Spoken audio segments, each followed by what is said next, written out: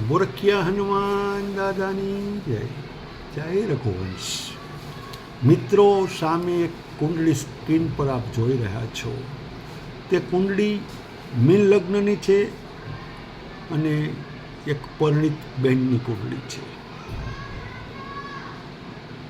મુદ્દો છે રત્ન ધારણ. આપણે એક જ વિષય ઉપર વાત કરીશું, રત્ન ધારણ. કારણ કે જે જ્યોતિષીઓને પૂરું જ્ઞાન નથી હોતું અથવા તો પોતાના સ્વાર્થ માટે થઈને રત્ન ધારણ કરાવી આપે છે એમ કેમ પ્રકારે, અને પછી વ્યક્તિ મુકાય છે મુશ્કેલીમાં. માટે આ કુંડળીમાં રત્ન ધારણ થઈ શકે કે કેમ તે આપણે જોવાનું છે. તો આ કુંડળીમાં એક પછી એક 90 રત્નો વિશે, સોરી 90 ગ્રહોના રત્નો વિશે વાત કરીએ. જ્યાં સુધી ગ્રહને ઓળખતા ન આવડે ત્યાં સુધી રત્ન ધારણ કરાવાય નહીં. કુંડળીના ગ્રહને ઓળખવાના છે. કુંડળીમાં ગ્રહ કયા સ્થાનમાં છે, કયા સ્થાનના સ્વામી છે, પોઝિટિવ છે, નેગેટિવ છે, ત્યારે આ બધી વસ્તુ જોવાય છે. તો સૌથી પ્રથમ વાત કરીએ સૂર્યદેવની. તો સૂર્ય આ કુંડળીમાં બેઠા છે પ્રથમ હાઉસમાં, જ્યાં 12 નંબર લખ્યા છે ત્યાં સૂર્ય બેઠા છે. એ ફર્સ્ટ હાઉસ ઓફ હોરોસ્કોપ છે, જેને લગ્ન કુંડળી કહે છે, લગ્ન કુંડળી કહે છે, એસેન્ડેડ કહેવામાં આવે છે ઇંગ્લિશમાં. તો અહીં સૂર્ય બેઠા છે ફર્સ્ટ હાઉસમાં. પહેલું હાઉસ છે, આ બીજું, આ ત્રીજું. નંબર લખ્યા છે તે રાશિના છે. આ first, second, third, fourth, fifth, 6, 7 house number fix જ છે. કોઈ પણ નંબર લખ્યા હોય પણ ફર્સ્ટ હાઉસ અહીંથી શરૂ થાય. આ ચોથું, આ 7મું, આ 10મું, આ 12મું. હવે જુઓ, પ્રથમ હાઉસમાં સૂર્ય બેઠા છે. સૂર્યની રાશિ સિંહ, જેનો નંબર 5 છે, એ આ છઠ્ઠા હાઉસમાં બેઠા છે. છઠ્ઠું સ્થાન છે. તો છઠ્ઠા સ્થાનના સ્વામીના ગ્રહો પહેરાય, રત્નો પહેરાય નહીં. માટે સૂર્ય પહેરવાના નથી. મંગળ ભાગ્યના સ્વામી થઈને, સેકન્ડ હાઉસના સ્વામી થઈને ત્રીજા સ્થાનમાં બેઠા છે. ત્રીજા સ્થાનમાં બેઠેલા હોવાથી તેનું રત્ન પણ પહેરવું ઉચિત નથી.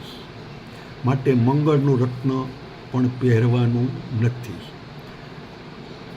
ચંદ્ર મહારાજ, ચંદ્રદેવ 7મા સ્થાનમાં બેઠા છે. 5મા સ્થાનના સ્વામી છે ને 7મે બેઠા છે. 7મા સ્થાનમાં કન્યા રાશિ, બુધની રાશિ છે. ચંદ્ર પહેરવાથી થોડા કન્ફ્યુઝન ઊભા થશે, એટલે ચંદ્ર પહેરાવવો ઉચિત નથી. બુધે વિચારો છે અને ચંદ્ર અને બુધની દુશ્મની છે, અને બુધની રાશિમાં ચંદ્ર બેઠા છે અને એને પહેરાવાથી એ કન્ફ્યુઝન પણ ઊભું કરશે. માટે ચંદ્ર પણ પહેરવા ઉચિત નથી. વાત કરીએ બુધની, તો બુધ તો 2 કેન્દ્રના સ્વામી થઈ, ચોથા અને 7માના સ્વામી થઈને આ ચોથું સ્થાન, આ 7મું સ્થાન, અને બેઠા છે 12મા સ્થાનમાં. 12મું સ્થાન બુધ અહીંયા બેઠા છે. તો 12મા સ્થાનમાં બેસેલો બુધનું રત્ન પણ પહેરાવી શકાતું નથી. વાત કરીએ ગુરુ મહારાજની, બૃહસ્પતિ દેવની, તો ગુરુ બેઠા છે ત્રીજા સ્થાનમાં, ફર્સ્ટ હાઉસ અને 10th હાઉસના સ્વામી થઈને. તો ગુરુ પણ ત્રીજા સ્થાનમાં બેસેલા છે, એટલે એને પણ પહેરાવાના થતા નથી. વાત કરીએ શુક્રની, તો શુક્ર છે ત્રીજા સ્થાનના સ્વામી છે અને 8મા સ્થાનના સ્વામી છે. આ ત્રીજું સ્થાન, જ્યાં 2 નંબર લખ્યા છે એટલે વૃષભ રાશિના સ્વામી. 8મું સ્થાન, આ 7 નંબર લખ્યા છે એટલે તુલા રાશિના સ્વામી, અને બેઠા છે આ ફર્સ્ટ હાઉસમાં. શુક્ર ઉચ્ચના થયા છે, નો ડાઉટ. ત્રીજા સ્થાનના અને 8મા સ્થાનના સ્વામી છે ને ઉચ્ચના થયા છે, પણ ઉચ્ચના ગ્રહ હોવા છતાં હાઉસ બરાબર નથી, તેમની લોર્ડશિપ બરાબર નથી. માટે ત્યાં લોર્ડશિપ હાઉસ બરાબર નથી. માટે શુક્રનું રત્ન પણ ધારણ કરાવી શકાય નહીં.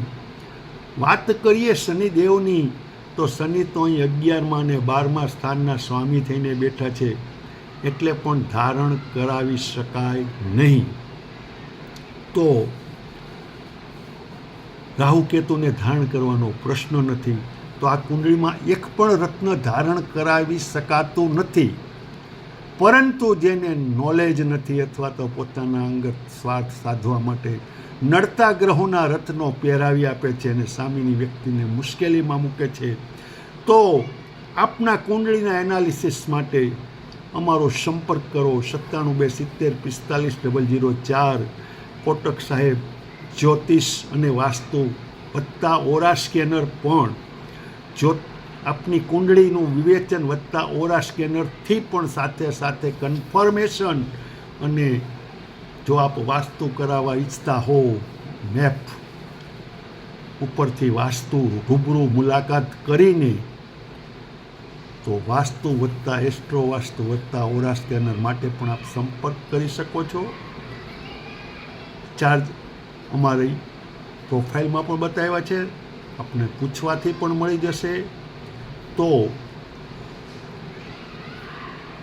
શુલ્ક લગાવવામાં આવે છે, પેડ કન્સલ્ટેશન આપવામાં આવે છે. અનુકૂળ લાગે, જરૂર જણાય તો ચોક્કસ સંપર્ક કરો. કોટક સાહેબ નિવૃત્ત ઇજનેર અને જ્યોતિષી અને વાસ્તુશાસ્ત્રી. ઓળખ્યા હનુમાન દાદાની જય.